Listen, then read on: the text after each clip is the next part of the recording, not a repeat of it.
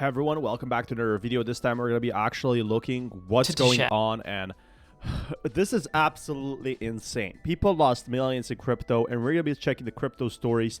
We're actually going to be looking at the market improved so far. A personal story of mine about a time at the end of 2017 when I put my entire life savings into Bitcoin and turned $42,000 into... So this is something Boogie2988 recently did. He put half a million in crypto and he only got back 30,000. So you got to be careful when you put life savings. Only put in what you can afford to lose, if at all. Over $100,000 and then lost all of those profits. It's a story that one of the major UK newspapers actually covered, called The Telegraph, and cryptocurrency was a lot newer back then. The main ones were Bitcoin, Ethereum. In this video, I want to explain what happened, what I did, and what I learned from it, so that you can take a lesson or two from it as well if you're investing in the crypto space.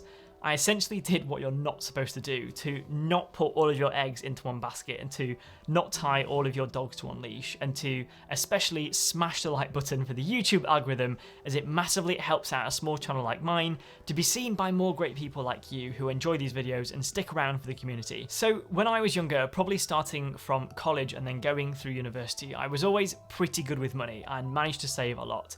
And as I became older and went through university, I was also very entrepreneurial and hardworking. Over time, I had managed to save around £30,000 or $42,000. So $40,000 is kind of a lot, especially after college. You're probably in debt, or you stay and study in some fancy college that you end up spending a lot of money on. So it's not that bad, actually.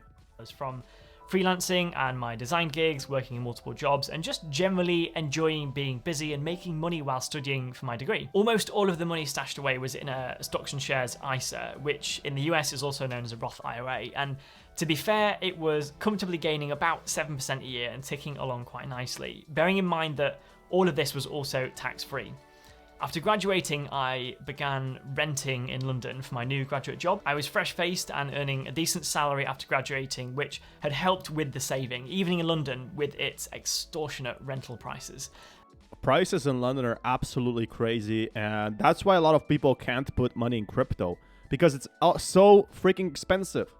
London prices are like 1,500 pounds. And so far, I had been pretty sensible with money. I was learning how to make this stuff, but also invest it wisely into a managed fund or portfolio, which is spread across hundreds of different companies to minimize risk and balance out any of those losses, and all of those gains to hopefully get something above 0%, as savings accounts were pretty much offering that and still are today. To describe that position, I was definitely comfortable. I had $40,000 stashed away in the stock market, had a great job earning great money with room to move up the ladder, and didn't intend to buy a property or anything major for at least a few years. So it felt like the money would work hard for a few years, and then when I'm ready, I would take it out and then buy a property with it. But this is where I wanted something more. I wanted to see whether I could push the money further and put it into something more riskier in the hope of greater returns. On Fidelity, where I was investing all of my money at the time, I had some more riskier funds, and mine was sat kind of... I'm pretty sure Fidelity went bankrupt. No, I'm not too sure. I gotta check that out.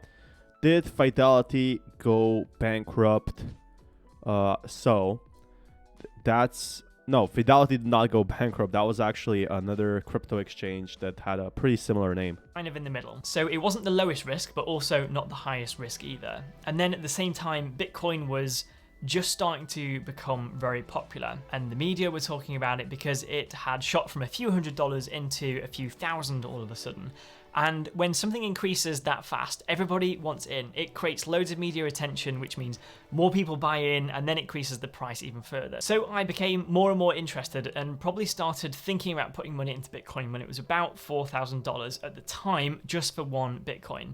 I probably put a few thousand in it to play around and started to see what was happening. I was getting 10% returns, 20% returns, 30% returns, and it just kept going up and up and up. So out of greed, I decided to jump all in and withdraw my life savings out of my tax-free ISA and put all of that into Bitcoin. And then by the time I had all of the cash out of the ISA and ready to reinvest, Bitcoin had already gone up to about $6,000. So for $42,000, I owned about 6 Bitcoins averaged out. And the platform which I invested in at the time, which was eToro, even promoted me to a diamond member, which was basically because I had so much money invested with them, they kind of bumped me up, and it was some kind of privilege that you get with that particular level, like extra support, etc. But it was unfortunate that all of this also wasn't in an ISA, so after putting $42,000 in, whatever I made back wouldn't have been tax-free. But to be fair, So that's not that bad. the younger me wasn't even really thinking too much about capital gains tax. I just wanted to see massive returns that you can get in. So how I got rich in crypto, I want to see the point where he actually comes to crypto and loses it all. And I remember waking up in the morning and then seeing Bitcoin had risen massively again and again by another few $100s.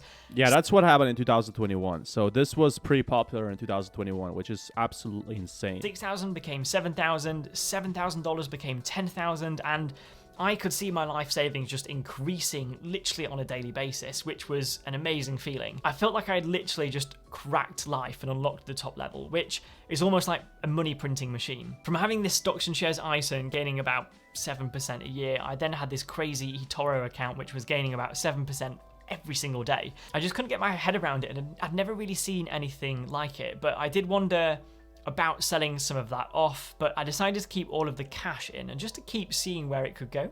Lo and behold, it just kept climbing. It was just absolutely mind-blowing seeing this decent sized pot of money grow into a very, very large sum. $42,000 turned into over $70,000, and it kept on going. I was already starting to think about what size house I'd be able to afford with the new bigger deposit in London. Exactly. That's the biggest mistake you make. When you go for actual bigger expenses after you make more money, that's the absolute craziness that I'm seeing right now. That's the absolute terrible factor. Just getting, more income and then spending the same amount of money is not that good. And checking out different for sale prices around where I lived to see how much of a mortgage I'd need with the new large chunk of cash that I'd made through Bitcoin. Strangely, I became somewhat used to it. I thought that Bitcoin would just keep on surging and surging in this snowball effect of more people buying, more media attention, which then causes more people to buy, and watching the graphs go up and up every single day. It kind of changed from euphoria just to kind of normal. It felt great knowing that I had grown my cash into a decent pot of money to use. And the plan was to keep on holding for a long time and see how far it really could grow. I even actually wondered at one point whether I would become a millionaire off of it. And more time went on, and I'd get into the cycle of wake up, view the gains, carry on with daily life while still checking out the iPad to my side. That's actually pretty normal to see, every single day. You don't have to look at your charts. You do not have to look at your charts. You can keep it simplistic, really. Like every hour on the hour. And to be fair, it was about at this point I was researching tax on crypto and capital gains tax and how it all works, as I was none the wiser about all of that kind of stuff at the time. Wow. But I was realizing that whatever I made on the Bitcoin, Okay. I would be paying somewhere between 20 to 40% tax, depending on all of the total earnings if I had sold it all. And all of this also happened over the Christmas period in 2017, so it was also a great end to the year, celebrating with family and watching all of these gains. But then came a really strange moment. I remember the day it hit six figures. To see over $100,000 For a young guy, that's a pretty good day, actually. sat there in my eToro account. It was like a figure I'd only ever dreamed of seeing in a bank account or an investment account, but I also was about 22 years old, so still quite young to the whole investing thing. From working incredibly hard over the years and storing away as much money as possible, I'd essentially almost tripled the money and had six figures sat there. I just couldn't get my head around it.